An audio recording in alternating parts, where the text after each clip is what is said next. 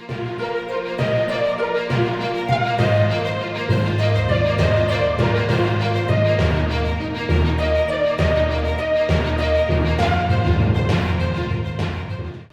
आप देख रहे हैं न्यूज प्लस 21। मैं हूं आपके साथ ललिता चक्रधारी। उत्तर प्रदेश में प्रियंका वाड्रा के नेतृत्व में भूपेश बघेल खूब मेहनत कर रहे हैं। उत्तर प्रदेश कांग्रेस के बिना सरकार नहीं बना पाएगी। इसके अलावा हम उत्तराखंड, पंजाब और गोवा में सरकार बना रहे हैं। यह बात कृषि मंत्री रविंद्र चौबे ने 5 राज्यों में हो रहे विधानसभा चुनाव के मद्देनजर कही। वहीं इंदिरा गांधी कृषि विश्वविद्यालय में स्थानीय व्यक्ति को कुलपति बनाए जाने पर कृषि मंत्री ने राज्यपाल को धन्यवाद ज्ञापित करते हुए आभार माना है।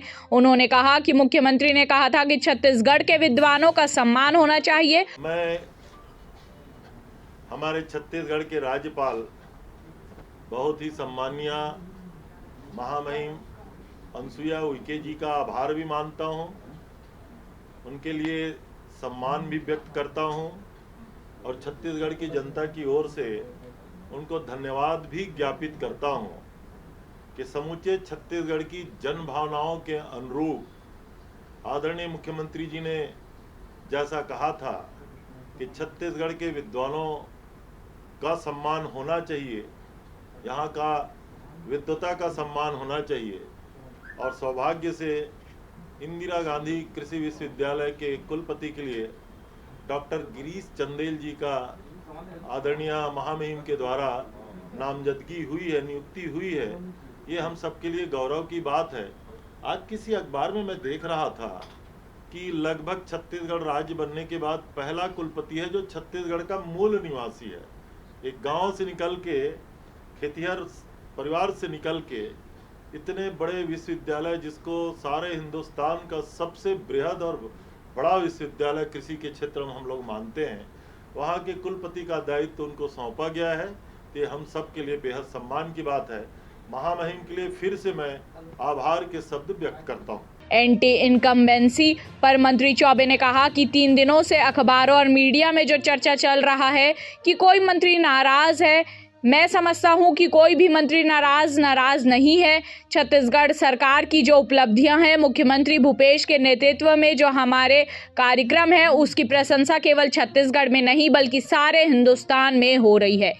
कि ये जो लगातार 3 दिन से अखबारों में, मीडिया में जो चर्चा चल रहा है कि कोई मंत्री नाराज है, मैं समझता हूं कि कोई भी मंत्री नाराज नहीं है।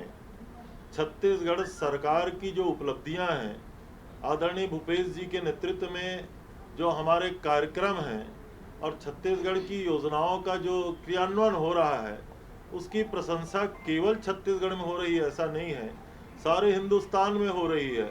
और किसी मंत्री के एक स्टेटमेंट से कि किसी गांव में उनके क्षेत्र में उनकी आवश्यकता उपस्थित रहने की ज़्यादा थी, केवल इस लाइन को लेकर के अगर प्रतिपक्ष के लोग कह रहे हैं कि एंटी इनकम्बेंसी की शुरुआत हुई है, ये उनकी गलतफहमी है।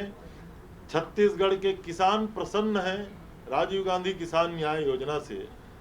छत्तीसगढ़ के गोपालक प्रसन्न हैं यहाँ की गोधन न्याय योजना से। छत्तीसगढ़ के मजदूरों में खुशी है राजीव गांधी खेतिहर मजदूर न्याय योजना से। छत्तीसगढ़ के वनवासी क्षेत्र और आदिवासी क्षेत्र में रहने वाले हमारे आदिवासी भाइयों के मन में खुशी है, क्योंकि माइनर फॉरेस्ट प्रोड्यूस की सारी उपज को हम लोग खरीदी कर रहे हैं। हिंदुस्तान में तेंदुपत्ता का कीमत जो हम दे रहे हैं वो कोई नहीं दे पा रहा है। छत्तीसगढ़ में जितनी भी हमने योजनाएं बनाई हैं, यहाँ के नौजवानों के मन में भी आने वाले भविष्य के प्रति काफ़ी अपेक्षाएं हैं।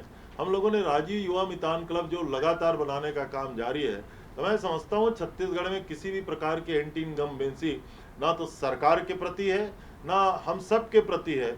हालांकि आदरणीय मुख्यमंत्री जी ने इस बात का निर्देश दिए हैं कि सारे विधानसभा क्षेत्रों में उनका खुद का दौरा होगा, वहां हमारी जो योजनाएं हैं उसका फील्ड में किस तरीके से क्रियान्वयन हो रहा है। उन्होंने कहा कि छत्तीसगढ़ के किसान प्रसन्न है, छत्तीसगढ़ के गोपालक प्रसन्न है, मजदूर खुश है, वनवासी और आदिवासी क्षेत्रों में रहने वाले हमारे आदिवासी भाई प्रसन्न हैं। हिंदुस्तान में तेंदुपत्ता की जो कीमत हम दे रहे हैं, बहुत स्पष्ट रूप से कहा है।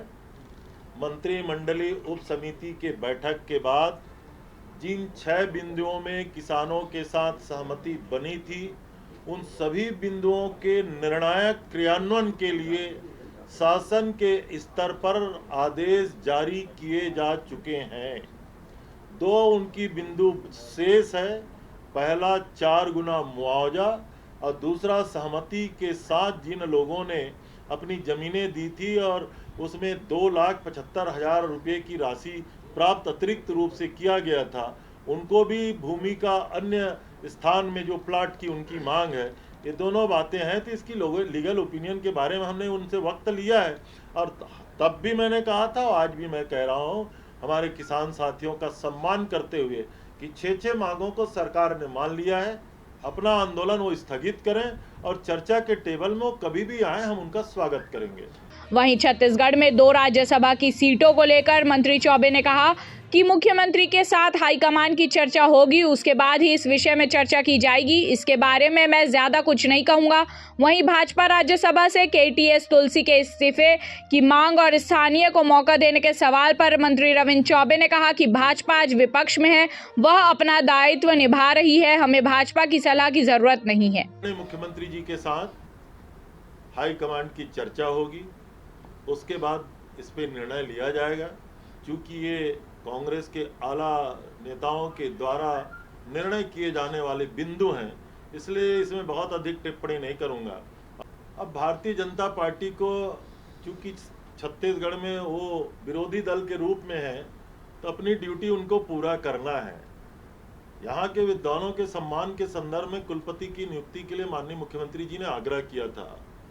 पार्लियामेंट में भी हमेशा छत्तीसगढ़ के लोगों का ही सम्मान कांग्रेस की पार्टी के द्वारा किया जाता रहा है। हमें किसको अपर हाउस में भेजना है, इसके लिए भारतीय जनता पार्टी की किसी सलाह की जरूरत ही नहीं है। ऐसे ही जानकारी से लगातार अपडेट रहने के लिए हमारे चैनल को लाइक और सब्सक्राइब करना ना भूलिए। नोटिफिकेशन के लिए बेल आइकन जरूर दबाएं। देखते रहिए न्यूज़ प्लस 21, आपके हक की बात।